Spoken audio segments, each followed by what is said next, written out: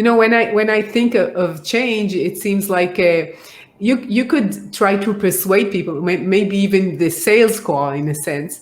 You need to explain why change is happening, and maybe you will tell them the stories, I know, about, I know, Nokia or Blockbusters, whoever you want to tell the story Yeah. about.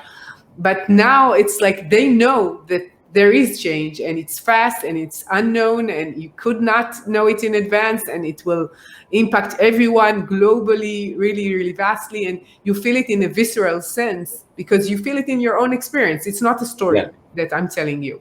Mhm. So I think that maybe not right now, but maybe in the next few years, you'll see more and more people willing to take the unknown path of innovation, because this is what is needed and this is what's happening actually. Yeah, absolutely. We've even, adopted it inside Qmarkets. So we've also needed to, address change, even though we're not a massive corporate, with 60 people globally. But we've also had to adapt, and it was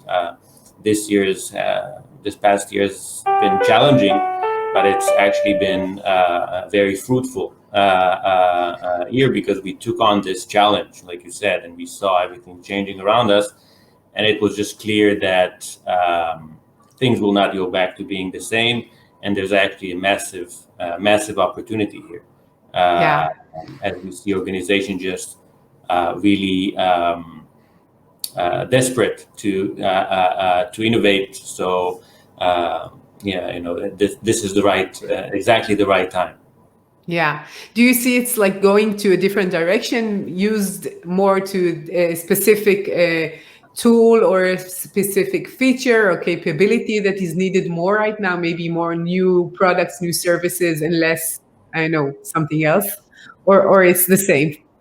Yeah, so I think the first immediate one were challenges that I think practically all our customers ran, and many of the newcomers that came to us this year were actually seeking for that. First of all, is how do we deal with the new COVID? So first of all, how do we deal with the immediate impact? So that's more of I would say, a defensive approach. So it could be, electricity company with a wide challenge to all of their employees out there. How can we help you continue doing your job with all these limitations? Okay. Mhm. Um, and it could be a massive manufacturing customer in Europe that actually took on the challenge and says, okay, we actually have the right technology in our manufacturing to deliver the new needs of other factories right now around COVID. So whether it's masks or various protection mechanisms, or various ways to slice the factory up so more people can come and work in small teams, etc. And they actually took this as a wide challenge with their global team, and came up with some incredible results, incredible ideas that were already actually implemented quite quickly.